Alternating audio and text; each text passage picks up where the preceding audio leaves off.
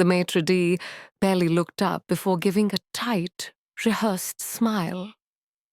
"I'm sorry, Mom, but I don't see a reservation under that name." I paused, caught completely off guard. That can't be right. I was invited to dinner with my husband's family. They should already be here. He glanced back at the screen and nodded politely, but firmly. "There's a reservation for 6 under Morgan Sinclair, but I'm afraid," a voice, sharp and all too familiar, sliced through the conversation. "Oh, Claire." Morgan's tone was drenched in amusement. "Did you really think you were included in tonight's dinner?" I turned to see her standing a few feet away, effortlessly elegant in her designer outfit, her platinum blonde hair coiffed to perfection. Behind her, Adam, my husband, sat at the table like a statue, eyes flicking nervously between us, saying absolutely nothing. His sisters, Charlotte and Emma, flanked him on either side, whispering to each other with sly grins tugging at their lips. I felt my stomach knot, but I didn't let it show. I kept my tone steady. "I don't understand." Morgan's smile grew. "Oh, sweetheart, I didn't think you'd actually show up." She gave a light, fake laugh, as if I had done something adorable. "This is a family dinner, you see?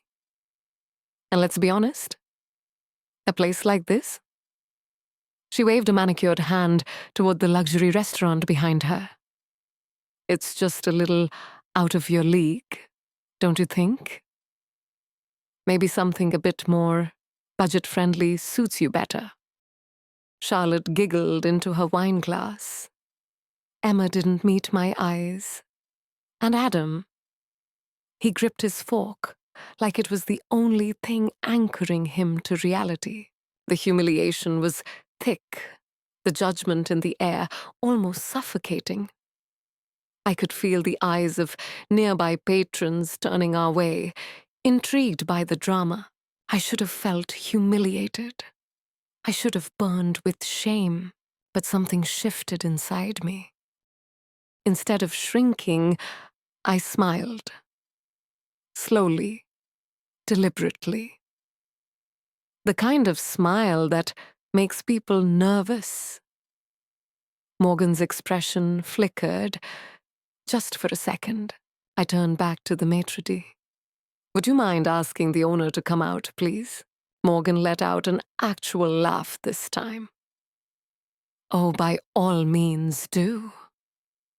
"Do you really think the owner of this place is going to come out just because you asked?" I faced her again, calm and collected. "Yes, I do. Because what she didn't know, what none of them knew, was that the owner and I went way back, and she was about to find that out." Morgan held her smirk, but I saw it again. That twitch of doubt in her eyes. For years, she'd treated me like I didn't belong. I didn't come from her world. I wasn't born into money. I didn't have a legacy name or a pedigree from some elite school. From day one, she'd made it clear I wasn't good enough for her son. At first, it was subtle, passive-aggressive digs, a forgotten invitation here or there, over-the-top gifts for Adam, and a polite nod in my direction. But tonight was different. She had orchestrated this dinner to humiliate me. Publicly, and she was enjoying it. But this time, she was going to learn a lesson. The maitre d' hesitated, clearly unsure, when a deep voice suddenly cut through the tension like a blade. "Claire?" I turned and smiled as Daniel Leon, owner of one of the most exclusive restaurants in the city, stepped forward. Early 50s, sharp suit, salt and pepper hair. He exuded the kind of elegance money couldn't buy. He was effortlessly powerful. Morgan's entire body language shifted when she saw the warmth in his eyes as he looked at me. Not the dismissal she was hoping for. "Daniel," I said, my smile widening, "it's been too long." He glanced over at Morgan, then Adam, then Charlotte and Emma, before returning his attention to me. "It has. What brings you in tonight?" I motioned toward the table, where my husband and his family now looked slightly less smug. "Apparently, I wasn't included in the reservation," I said lightly. "Bit of an oversight, wouldn't you say?" Daniel's eyes narrowed just slightly. He caught the meaning behind my words instantly. But instead of reacting, he gave a pleasant smile. "That won't do." Morgan let out a dismissive scoff. "Oh, please, you can't just find a seat for her. This is a private dining establishment. You don't just walk in and expect a table." Daniel didn't even flinch. "You're absolutely right, Mrs. Sinclair. We don't allow last-minute walk-ins." I felt my heart dip for a fraction of a second before Daniel turned back to the maître d'. "But Claire isn't a walk-in," he said simply. "She's family." The entire table went rigid. Charlotte's wine glass slipped slightly in her fingers. Emma's jaw went slack, and Adam just gripped that damn fork tighter, still silent. Morgan blinked like she hadn't heard correctly. "Family?" she echoed with a forced laugh. "You must be mistaken. Claire is my son's wife. She has no connection to—" "Actually," I cut in, "Daniel and I go way back." Morgan's eyes narrowed. "How?" I leaned forward, my voice just loud enough for the surrounding tables to catch. "Before I married Adam, I worked in fine dining. Daniel was my mentor." The table fell into stunned silence. Morgan opened her mouth, but Daniel got there first. "She didn't just work in fine dining," he said with a professional calmness that cut deeper than any insult. "Claire trained under me, right out of culinary school. I taught her the ins and outs of high-end hospitality. She was one of the best students I've ever had." Morgan's jaw tightened. The moment wasn't going her way, and she knew it. And I wasn't done. I turned to the maître d', still standing stiffly. "I assume Daniel's word is enough to seat me?" He snapped to attention. "Of course, Miss Claire. I'll have a table ready immediately." Morgan's face turned a stunning shade of crimson. "This is absurd," she hissed, barely audible. I leaned in slightly, my voice low. "What's absurd is thinking you could embarrass me and not face the consequences. You're being dramatic."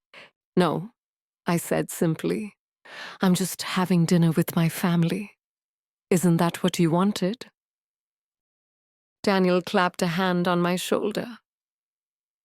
"I'll have the chef prepare something special for you, Claire." Morgan choked on her wine. "Special?"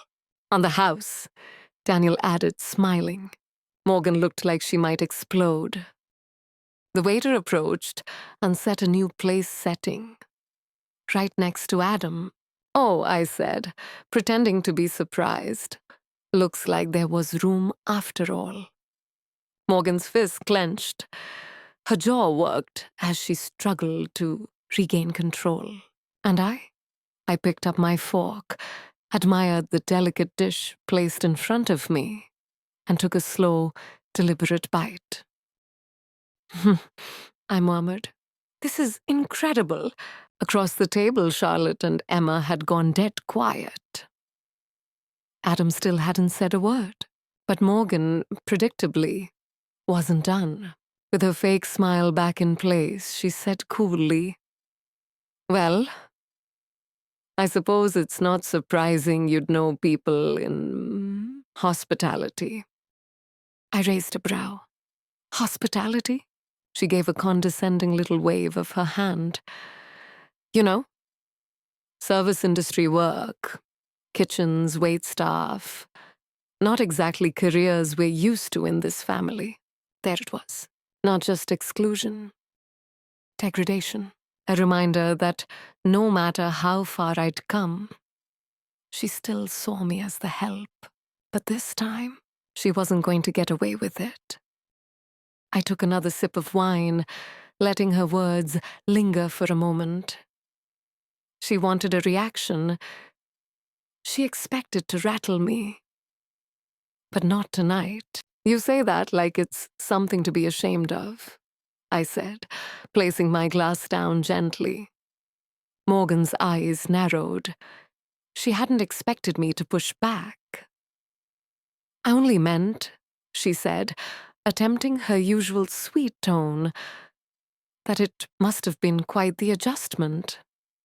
Marrying into a family like ours, her voice oozed with full concern, but the venom underneath was unmistakable. I looked at her, then at Adam, who still refused to meet my eyes. That was when it hit me. This wasn't new. This wasn't even about dinner. It had happened so many times. At our wedding rehearsal, when Morgan had forgotten to invite my family.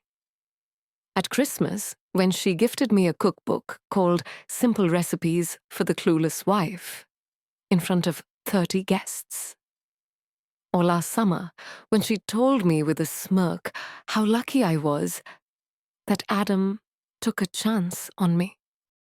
And each time Adam had said nothing, he'd let it slide.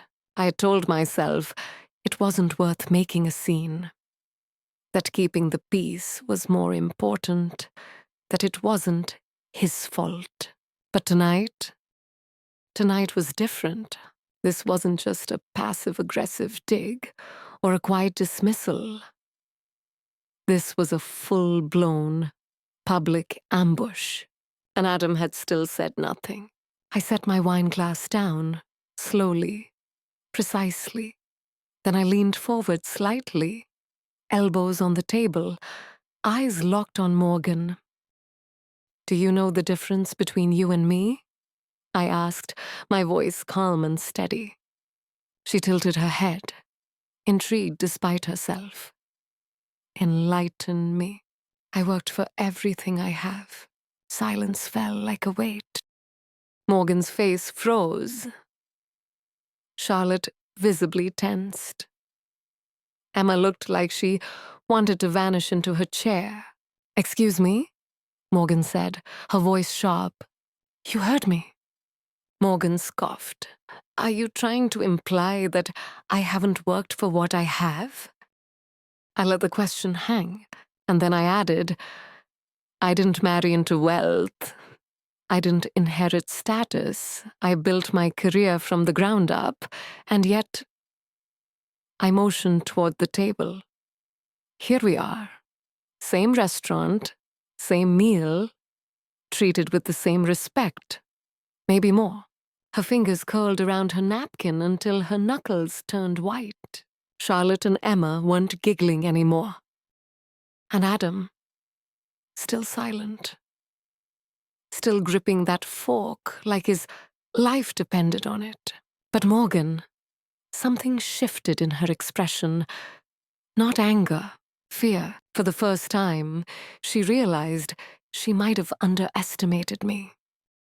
That I wasn't someone she could bulldoze. I casually speared another bite of food, enjoying not just the flavor, but the deafening quiet that followed. "Oh, and Morgan," I said softly, just before putting the bite in my mouth. "Be careful who you look down on. You never know who might rise above you." The tension around the table was electric. Morgan, usually composed and in control, sat frozen, Her fingers twitched. Her jaw worked behind a clenched smile. Adam stared at his wine like it held the answers to his life. Charlotte and Emma both exchanged glances, wondering if they should jump in. They didn't. I had never felt more certain, more grounded. Morgan finally exhaled through her nose and picked up her wine glass. She took a slow sip, placed it down harder than necessary, and said, "Well, I suppose I should commend you, Claire. You've elevated yourself beyond your circumstances." Her tone was saccharine, her smile even more so. "But tell me," she continued, her voice lowering just a bit, "if you're so independent, so self-made, why is it my son is the one paying for your lifestyle?" I paused. Charlotte made a tiny choking sound. Emma shifted in her seat, and Adam, he flinched. Morgan was back on a fence, and she could feel the attention of the table and the surrounding ones turning in her favor again. I slowly set down my utensils. "What exactly do you mean by that?" I asked, raising an eyebrow. Morgan leaned forward, dropping her voice just enough to sound conspiratorial. "I mean, darling, let's not pretend. That little boutique job of yours?" She waved her hand dismissively. "It's cute. But let's be real, you don't need to work. You're just playing pretend." I could practically see the smug satisfaction dripping off her face. "You act self-sufficient. But at the end of the day," she said, tilting her head, "it's Adam's money that keeps you in the lifestyle you've grown accustomed to." There it was. Her final blow. The one meant to take me down. The one she was sure would leave me speechless. I let the silence hang, let her think she'd won. Then I laughed. Not a nervous chuckle, a real honest-to-God laugh. Morgan's smirk faltered. "Is something funny?" I placed my napkin gently back on the table, still smiling. "I just realized how truly out of touch you are." Her smile dropped. "Excuse me?" I gestured toward Adam, who suddenly looked like he wanted to disappear. "You really think he supports me?" Charlotte blinked. Emma leaned back slightly. Adam's face lost all color. Morgan's smile vanished. "What are you talking about?" she asked, her voice tight. I sighed, almost pitifully. "You still see Adam as the strong one, don't you? The provider. The man who rescued me from my little life." Morgan's eyes narrowed, but she said nothing. "Let me tell you something," I continued, my voice calm, controlled, deliberate. "That's not how this marriage works." She stared, unblinking. "Adam's business? His investments?" I tilted my head. "Half of them were funded with my money." Gasps around the table. Charlotte turned to Adam, wide-eyed. Emma's mouth hung open. "And Adam?" Adam gripped the edge of the table like it might save him from sinking. Morgan's voice was barely a whisper. "That's not possible." I smiled. "Believe whatever you want." But I was the one with capital. I was the one with the financial strategies. I was the one who backed him. Morgan looked at Adam like she was seeing him for the first time. Really seeing him. Not the son she had idolized, but a man who had built his success on a foundation he didn't even lay himself. And still he said nothing. "Do you really think you can humiliate me?" I said, turning my attention back to Morgan. by painting me as some dependent housewife. I shook my head slowly. That's laughable. Charlotte and Emma had stopped breathing. The table was silent. I've been the backbone of this marriage, I said calmly. I've been the reason your son even has a career worth talking about. I leaned back, eyes locked on Morgan's stunned expression. And you've spent all this time trying to make me feel like I don't belong. I tilted my head. But Morgan, you should be worried. Her lips parted, but no sound came, because in that moment, she knew. She had tried to put me in my place, but she had no idea who she was dealing with. The silence around the table was deafening. Morgan looked like she'd just been slapped with a truth she couldn't comprehend. Her lips were parted, her eyes wide, not in shock exactly, but in disbelief. Like she was trying to compute a version of reality where I had power. And she couldn't. Adam, for his part, looked like he wanted to disappear. He opened his mouth slightly, then closed it again. Charlotte and Emma sat frozen, watching it all unfold, like they weren't sure whether to intervene or just let the house of cards collapse. I let it all sink in for a moment before pushing my chair back slowly and standing. Morgan flinched. I smoothed down my dress and looked her directly in the eye. I think I'm done here. Her nostrils flared. You can't just walk away. I didn't even acknowledge her. Instead, I turned to Daniel, who had been observing the whole scene with quiet amusement from a polite distance. Daniel, I said warmly, thank you. As always, the service was impeccable. He gave a small, respectful nod. The pleasure was mine, Claire. Then I turned to Adam. You coming? He stared at me. Then at Morgan, then back at me again.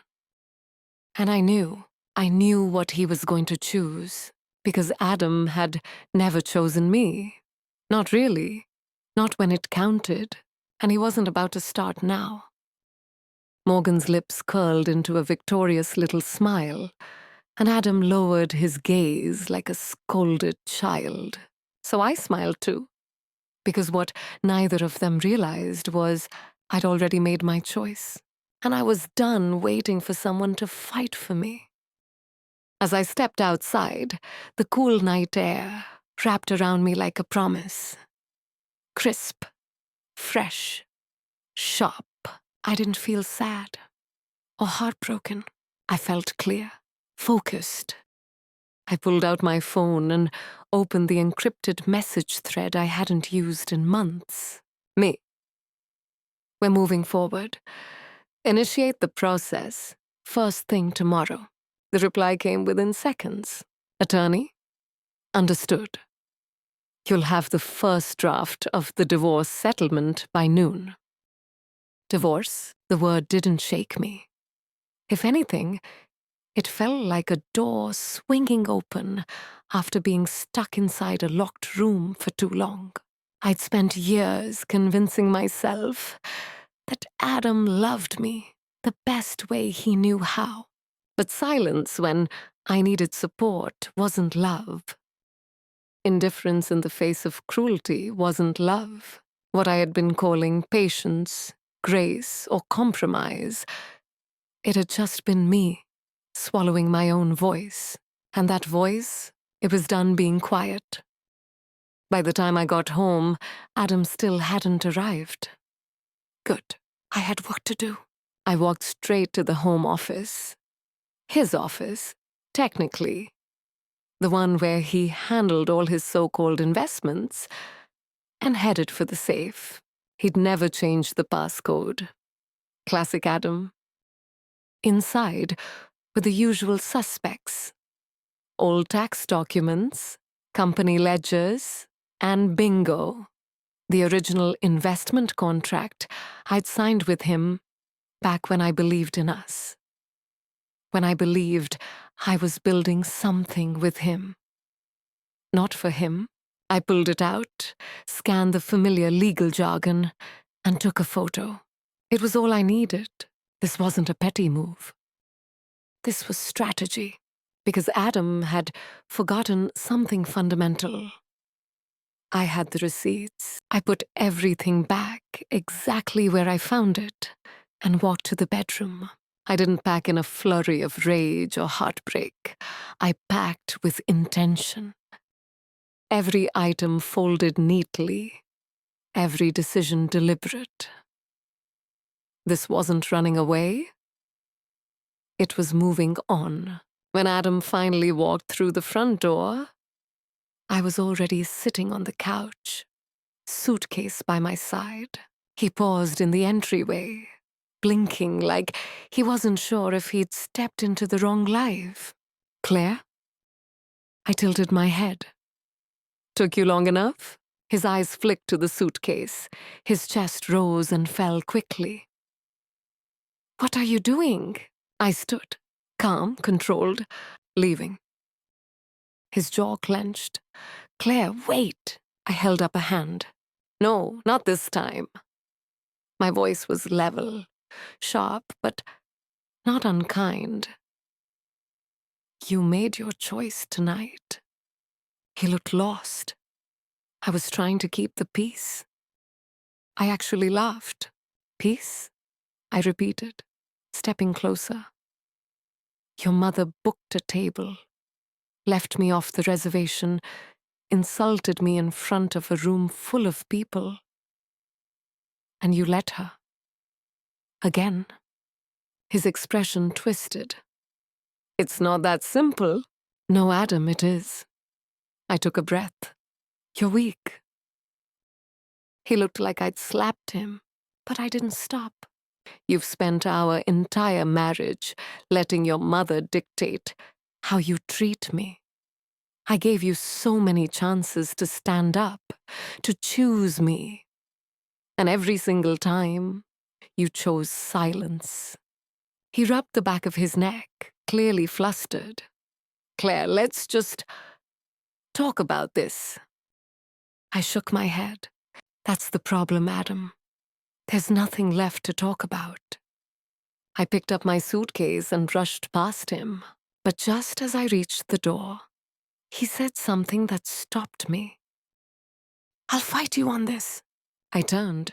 "What?" His voice was darker now, colder.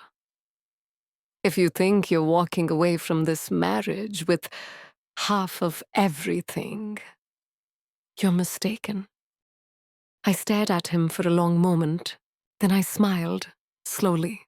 "Oh, Adam," he frowned. "What?" "You really should read your contracts more carefully." His face twisted in confusion. "What are you talking about?" I stepped toward him.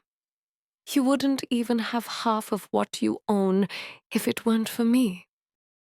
He scoffed. "That's not true." I reached into my bag and pulled out an envelope, tossing it onto the counter between us. He looked at it like it might explode. After a few seconds, he picked it up and scanned the contents. His hands began to shake. "This says you own 51% of the firm." I nodded. "Correct." He looked up at me, panic rising in his face. "That can't be right." "It is," I said. "You needed capital. I had it. You needed strategy. I provided it. You just assumed it was all under your name because you never bothered to read. I never transferred ownership, Adam. That was your mistake." His mouth opened and closed, words failing him. I tilted my head, watching the panic spread across his features. He had let his mother try to break me in public, and now I was the one holding all the cards. "I let you use my money," I said softly. "And now, I want it back."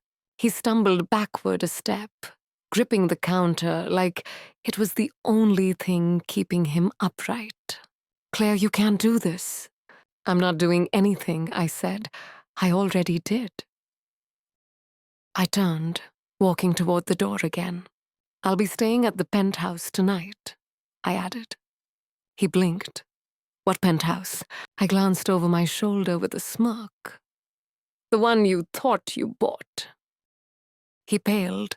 "You mean the downtown one? I paid for that?" "No," I said. "We used my money. And I had it purchased under my name. Had my lawyer confirm it this morning." He stared at me, like the walls were closing in. "You wouldn't—" "I already did." He took a breath, but it caught in his throat. I could see it in his face, the realization that he had completely, utterly miscalculated. "Why are you doing this?" he asked, voice trembling. I looked him straight in the eye, because I finally see my worth. And with that, I walked out. A month later, I sat in the sun-drenched living room of the downtown penthouse, legs crossed, a glass of champagne resting loosely in my hand. The city sprawled beneath me, glittering like a promise I was finally ready to believe in. Across the coffee table, my attorney smiled as she slid the final paperwork toward me. "It's official," she said. "You're free." Free. The word echoed in my chest. For weeks, I'd been swimming through a whirlwind of legal meetings, asset divisions, firm audits, and sealed records. Adam had tried to fight, of course, desperate and scrambling. He'd stormed into negotiations with all the arrogance of a man who thought the world owed him something. He demanded more, threatened to take me to court, tried to drag me through the mud. But then my legal team laid out the contracts, our contracts, the ones he'd never bothered to read. The ones that made it crystal clear. I was the majority shareholder. I was the investor. I had the rights, the receipts, the power. And just like that, Adam's bluff collapsed. Morgan, naturally, hadn't taken it well either. She'd called me, voice dripping with venom, branding me a gold-digging snake. I didn't argue. I didn't yell. I simply said, "If you'd raised him better, this wouldn't have happened." Then I hung up, and I blocked her number, because Morgan Sinclair? She was no longer my problem. I took a slow sip of champagne, letting the bubbles dance on my tongue. The feeling that settled over me wasn't glee or revenge or even vindication. It was clarity, peace. For the first time in a long time, I wasn't tangled up in someone else's chaos. And then, as if life wanted to give me one final laugh, my phone buzzed. "Adam, can we talk?" I stared at the message for a long moment, smiling faintly to myself. Then I replied, "Me? About what?" A pause. Then, "Adam, I don't know what to do." Of course he didn't. For years, I'd been his compass, his foundation, his uncredited support system. And now that I was gone, he was just a man staring at the rubble of a life he never truly built. I shook my head and typed one last reply. "Me. That's not my problem anymore." Then I blocked his number too. And that was it. The door officially closed. The chapter ended. For years, I had waited for Adam to choose me, to fight for me, to stand with me instead of beside his mother. I had waited through her insults, her games, her passive-aggressive jabs, and her deliberate cruelty. I had waited through his silence. But now, Now I saw them for exactly what they were. Adam had never protected me, because Adam had never valued me. And Morgan, she had spent years trying to make me feel small, because deep down she was terrified I wasn't. And now I wasn't just free, I was untouchable. I leaned back in my chair, closing my eyes for a moment. The breeze through the open balcony door was soft, almost warm. And in it, I could hear the quiet hum of the life I had built for myself. Not for Adam, not for Morgan, not for anyone else, for me. And for the first time, that was enough. I opened my eyes, stood, and walked to the glass wall that overlooked the skyline. The city pulsed below me, vibrant and full of potential. And so was I, because I had walked through the fire, and instead of burning, I'd forged something stronger, a life where I chose myself, a life where I no longer begged for a seat at a table that had never welcomed me. Now, I was building my own table, and it was going to be bigger, stronger, and far more beautiful than anything Morgan Sinclair could ever imagine. I raised my glass to the window, to the city, to the future. And I whispered to no one and to everyone, "Watch me.